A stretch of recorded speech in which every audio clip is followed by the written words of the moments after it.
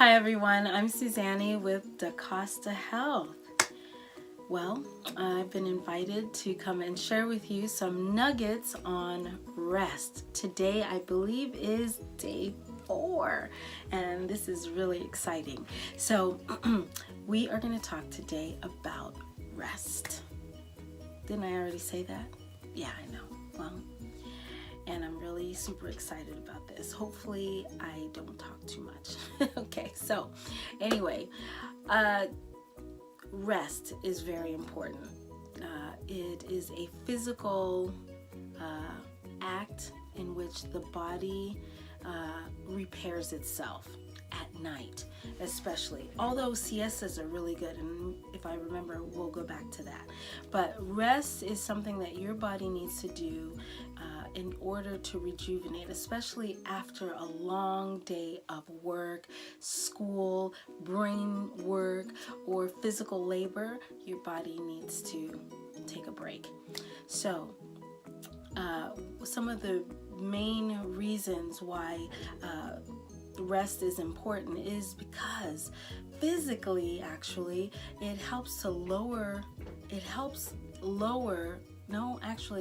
to increase and keep your immune system balanced. So I'll say that again.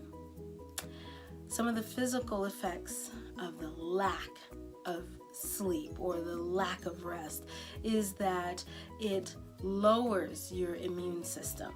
Okay, it lowers the immune system. It also messes around with your ability to concentrate. You know how you go to school and you have not had any sleep, or you've had poor rest, and you're sitting there trying to listen, and it's just really hard, right? So concentration levels are...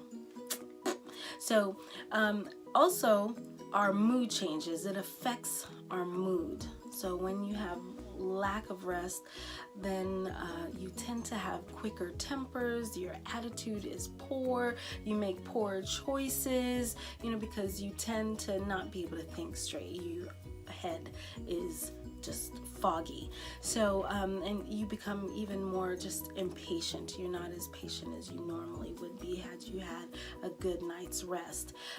Fatigue is something that's also affected by the lack of rest, and then not to mention the bags and all the wrinkles that you get when you okay. So what is also received, there's some hormones in your body that are developed, like melatonin. Melatonin works along with its friend serotonin. So melatonin is a hormone that is produced by the body, and some people take melatonin to help them rest, but your body naturally produces it. And guess what? It's released in your system between 10 p.m. and 12 a.m. So it's really important that you get started on your sleep prior to that. Because guess what? If you don't get into bed, or if you're not sleeping during those hours, you miss out on that bug. And melatonin is something that will help to suppress tumors. Okay? Isn't that important? That's so exciting. Okay, so with melatonin and rest, it's important that number one, also, you don't want to eat during certain hours. I think you guys have talked about nutrition, I'm not sure, but this is just kind of like a nugget before then. So if you stop eating before 6:30, you are more than likely guaranteed to have your melatonin kicked in during these hours. But when it's digestion time, melatonin is not going to be able to work. Okay, so you don't want to be eating late at night and snacking late at night. It's time for the body to be at rest, okay, so that you can get your melatonin. Now, melatonin will also decrease the other chances of different types of cancers as well. Breast cancer, colon cancer, and uterine cancer, all kinds of really cool things. So I mean, disastrous things, not cool in that you get cancer. it's really sad. So anyway, here's some ways for you to prevent your higher risks of cancer. Okay, rest. Serotonin helps to keep us awake. Now, this was the other hormone that works along with melatonin. So melatonin is at night, serotonin is received during the daytime, and it helps to keep you awake. So it helps to convert the melatonin in the evening. Okay, so they both have to,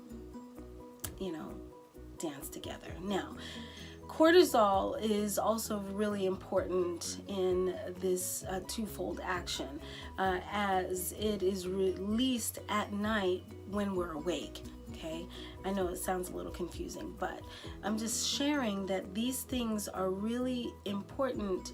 Rest is so important for the function of our bodies, for many different functions. And you can do your own research as well as to the importance of cortisol. You know that there's some people who take it as well to help them. Cortisol is great to help us with our stress levels, but when cortisol is way too high, it can cause all kinds of mental and emotional issues because the stress is in the mind and brain for too long. That chemical can actually cause also inflammation in the system. So anyway, rest is very important. Some things that you'd like to that you would need to avoid just before going down to sleep are things like reading, and you don't want to be studying just before bedtime. You don't want to be looking at the news, all these high stress things, watching scary movies and talking to somebody on the phone that is stressing you out. Yeah, highly stimulating conversations are not recommended just before bed. Why? You go to bed and your mind just keeps working. It keeps running and you're rolling those scenes on and on in your head. And how do you sleep with that? So anyway, you want to make sure that you start practicing some peaceful activities. Put the phone down, hook it up in the living room, somewhere further away from your room. Plus, all those waves, those micro waves that come off of your cell phones and your computers really affect also your beta waves and all the what you need for your REM sleep. So you want to practice peaceful activity before going to bed. Okay, does that make sense? You want to perhaps have a peaceful meditation of the Lord. Okay. There's so much to talk about with rest. I wanted to tell you just a couple more things before going to bed. One is siestas. Siestas are really good. If you can take a break just before lunch, like 45 minutes before lunch, having a nice rest or a nap. Imagine that. A nap as a grown-up. Yes, actually, it will aid with restoring your body system as well. If you can take like a 15-minute nap. Oh, it feels so good. That's why places like in South America, like Argentina and Spain, and Mexico also, they incorporate siestas, even for the working. So anyway, it's something that's very healthy. Now, something I want to share with the students, the best time for you to rest is between 9:30 and 2, okay? To sleep, I'm talking about. Say you have to do a whole lot of studying. It is way better for you to study earlier in the morning than late at night. It will increase your learning curve completely. You should try it and then write comments about your experiences, okay?